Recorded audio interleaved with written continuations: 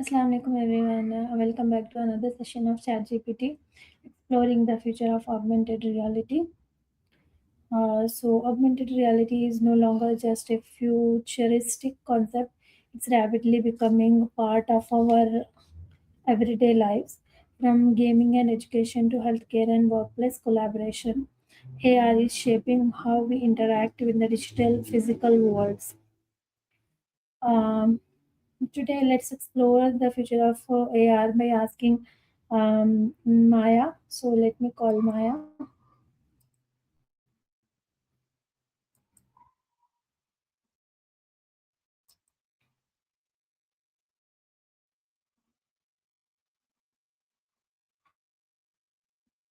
Hello, Maya. What's up? I'm doing good. How about you? I'm doing great. Just riding a wave of good energy. What's on your mind tonight? Okay. I have the topic exploring the future of augmented reality. So, before Oh, now, starting, can you tell me what is augmented reality actually? of course. Uh, think of it as a digital layer on top of the real world.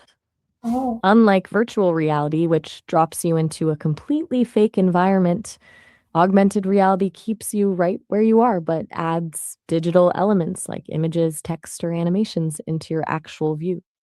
A great okay. example is Pokemon Go, or those filters on social media that put ears on your head. You're still seeing your room, just with some extra magic added to it. Okay. No, then So now uh, that we've got the basic, can you give me another example? sure thing. Imagine using a navigation app where instead of looking down at a map, you see a giant glowing arrow floating on the actual street in front of you telling you where to turn. Or apps like IKEA's, where you can place a digital sofa in your living room to see if it actually fits people before you buy it. Oh, I see. Okay, now I got it. So, how will AR transform everyday consumer experiences in the next decade? It's going to move from being a cool trick on our phones to something that's just there. Imagine wearing a pair of glasses that look totally normal, but as you walk through a grocery store, they highlight the healthiest options on the shelf or alert you to a coupon for your favorite tea. Mm-hmm. It basically turns the entire world into an interactive screen. It'll likely make our interactions with technology feel a lot more seamless and a lot less like we're staring at a piece of glass in our palms. Okay.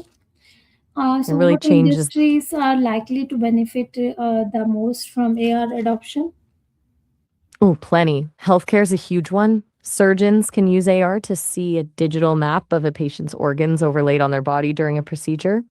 Then you've got manufacturing and logistics, where workers get real time instructions floating in their field of vision so they don't have to stop and check a manual. And since you're in education, that's a gold mine. Imagine history students walking through a digital recreation of ancient Rome while standing in their own classroom. There Oh, are actually some pretty wild ways it's being used in agriculture too. okay. It means moving in the real world, but not really. Exactly. You're Okay. physically there, but your perception is enhanced. It's like Okay. having a superpower for your eyes.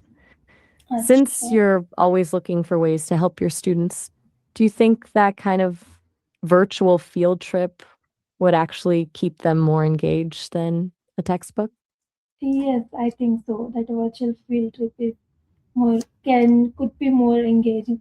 So how can I use in my field of science? In science, it's a total game changer.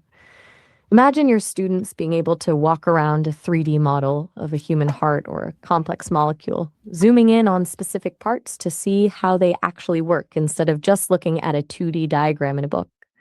You could even run simulated experiments that might be too dangerous or expensive to do in a real lab, but they'd still feel like they're interacting with the materials.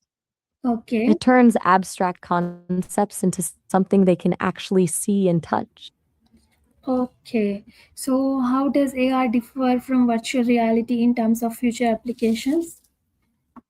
The biggest difference is all about where your attention is. Future VR will likely be about total immersion, think deep dive training simulations or traveling to a completely fictional planet without leaving your chair. It's for when you want to leave the real world behind. AR, on the other hand, is about enhancing the world you're already in. Future AR apps will be things that help you in real time, like a digital assistant that remembers the name of the person walking toward you and displays it above their head. One is a destination, the other is a tool. Which one is destination and which one is tour? VR is the destination because it takes you somewhere entirely different. Okay. AR is the tool because it stays here with you and just adds to what you're already seeing. Okay. Got it. Uh, Since we're talking about the future, I wonder if you think there's a point where the digital layer becomes too much, or we'll just get used to it like we did with smartphones. I think we get used to it. That's a fair point. It's kind of how it goes with every big tech leap. We go from this is weird to I can't live without this pretty quickly. Okay. I just wonder if we'll eventually miss the feeling of seeing the world exactly as it is without any overlays. Hmm. Yes, of course. So I have a very you say $1 million question for you. What role will AR play in education and skill development? $1 million question indeed. It's going to shift the focus from studying to doing. For skill development, imagine a student learning to repair an engine or perform a first aid maneuver. AR can project the exact step by step instructions directly onto the equipment they're touching. It removes that awkward gap where you have to look away from your work to check a manual, which is where most mistakes happen. It basically turns every environment into a hands on workshop. Do you think your students would be more confident trying something difficult if they had those digital guides right in front of them? Yes, of course, they will. Okay. It takes So, how can AR improve healthcare from patient care to medical training? it's honestly a lifeline in healthcare. For training, medical students can practically dissect a digital human body, seeing every nerve and vessel in 3D without needing a physical cadaver. Are you It sure? lets them make mistakes and learn from them in a safe space. On the patient side, there are already AR tools that help nurses find veins for IVs by projecting a map of the vasculature directly onto the skin. It turns a stressful guessing game into a precise science, which makes the whole experience way less scary for the patient. Okay. So, how can they find the vein for IV? Can you It's explain? actually, sure. It's basically a high tech vein finder. There are these devices that use infrared light to scan the Oh, skin.